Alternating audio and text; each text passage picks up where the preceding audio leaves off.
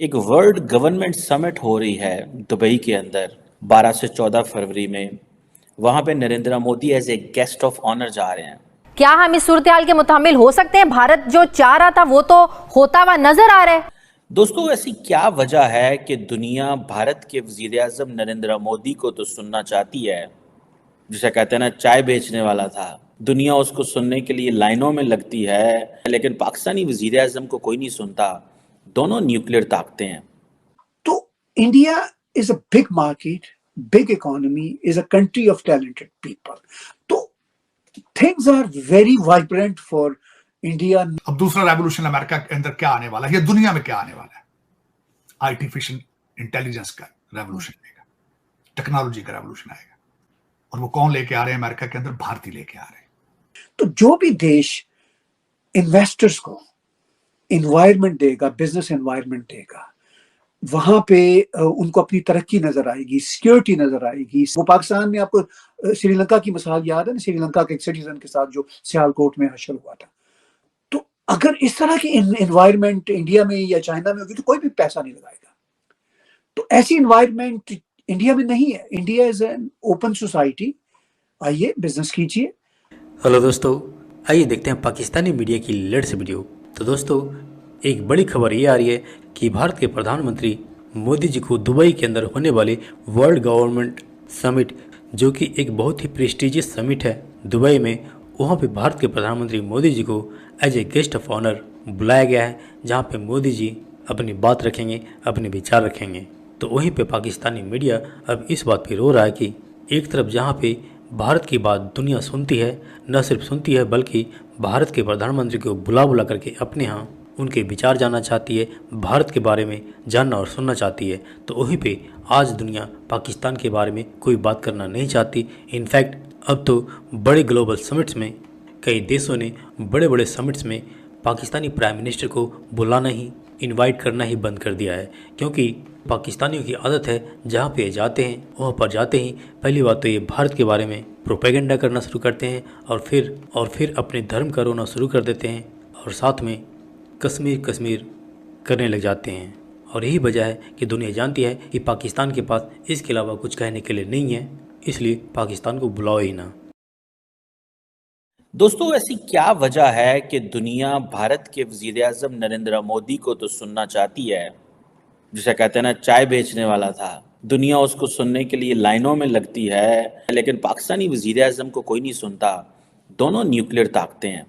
एक world government summit हो रही है दुबई के अंदर 12 से 14 फरवरी में। वहाँ पे Narendra Modi as a guest of honour जा रहे हैं। आज पाकिस्तान के वजीर आजम कश्मीर के हवाले से बात कर रहे हैं, लेकिन ना तो मुस्लिम दुनिया से हमें कोई रिस्पॉन्स आया, ना किसी और ने पाकिस्तान को पूछा। सो हमारे जो मसले हैं वो सिर्फ हमारे रह गए हैं। नरेंद्र मोदी इस वर्ल्ड जो गवर्नमेंट समिट है as a guest of honour जा रहे हैं। कहा जाता है जी बड़ी प्रेस्टिजियस समिट है और उसमें पॉलिसी मेकर्स, एक्सपर्ट्स और सारे आ रहे हैं। आपको याद है कि यूनाइटेड अरब एमिरेट्स ने जब प्राइम मिनिस्टर मोदी को COP28 के लिए इनवाइट किया था, तो तब भी उनको टॉक के लिए चुना गया और उन्होंने उस फोरम से बात की, जो कि बहुत सारी दुनिया के और लीडर्स भी आए हुए थे, लेकिन किसी और को मौका नहीं मिला। मैं सारे सियासतदानों को देख रहा हूँ पाकिस्तान के अंदर। आज अगर 5 फरवरी है, कश्मीर सॉलिडारिटी डे मनाया भी जा रहा है। प्राइम मिनिस्टर काकड़ जो है, या हमारी जो मौजूदा केयर टेकर गवर्नमेंट है, वो बताएं ना कि दुनिया के किस मुल्क ने पाकिस्तान को पैगाम भेजा है कि कश्मीर के इस दिन हम आपके साथ खड़े हैं। पाकिस्तान पूरी दुनिया में कोशिश कर रहा है कि अपनी एम्बेसीज और लाइक माइंडेड और फ्रेंडली जो जर्नलिस्ट हैं वहाँ पे, उनसे जो है वो ख़ताब करवाया जाए, लेकिन कोई भी पाकिस्तान की वो जिसे कहते हैं ना कि उस सेंस में नहीं बोल रहा। नरेंद्र मोदी को तो सुनने के लिए तैयार हैं, वो कुछ भी बोले। उसने नरेंद्र मोदी ने पकड़ के सारा स्ट्रक्चर बदल के रख दिया इंडिया का। और आपको पता है कि नरेंद्र मोदी क्यों जा रहे हैं 14 फरवरी को दुबई में? वो इसीलिए जा रहे हैं कि जो बाप्स हिंदू मंदिर अबू धाबी में बना है उसका इफ्तिताह भी करना उन्होंने। और यूएई ये कह रहा है ये हमारी एथियोस में शामिल है, और ये यूएई की सरकार ने ये जगह दी है।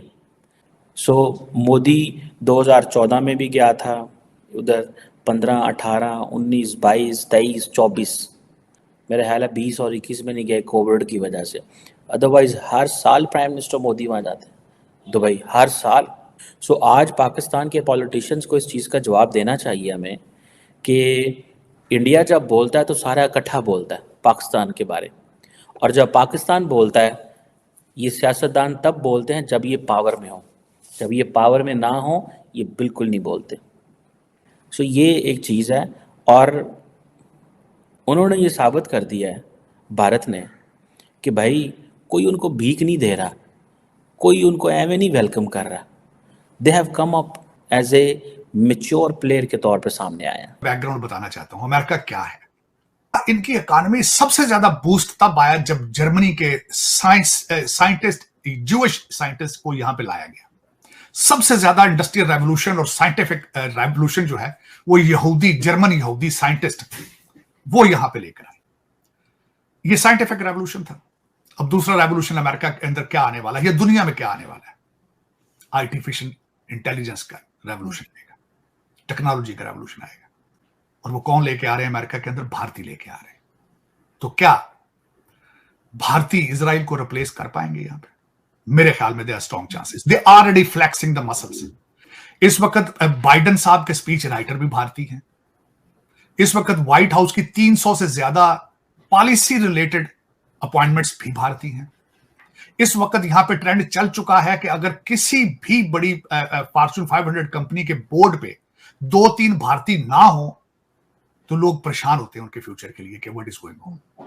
और ये ट्रेंड अगर चल चुका है और चल रहा है तो ये मजीद चलेगा और ये उसी जगह पहुंचेगा जहां आज यहूदी है, जहां यहां इजराइल के आज लोग बैठे।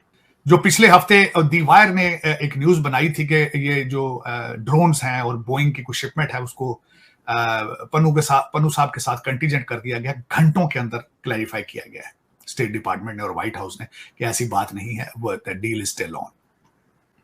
और उस पे मैं समझता हूं कि इस वक्त अगर ज्यूइश एलिमेंट और भारतीय एलिमेंट अगर वॉशिंगटन डीसी से खत्म कर दिया जाए, America won't be able to survive longer. मैं उसकी मिसाल एक छोटी सी सपोर्टिंग आर्गुमेंट दूंगा। इस वक्त मैं जिस स्टेट में बैठा हूं उन्होंने कई अपने स्टेट की जॉबों के लिए बैचलर डिग्री जो है वो खत्म कर दी है क्योंकि उनको बैचलर अमेरिकन नहीं मिल रहे।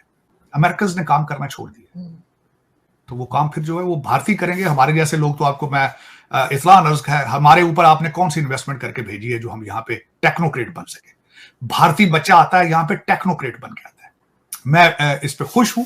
खुश इसलिए हूं कि मैं भी उसी खित्ते का रहने वाला हूं और मुझे खुशी है कि इस वक्त that sun is rising from the east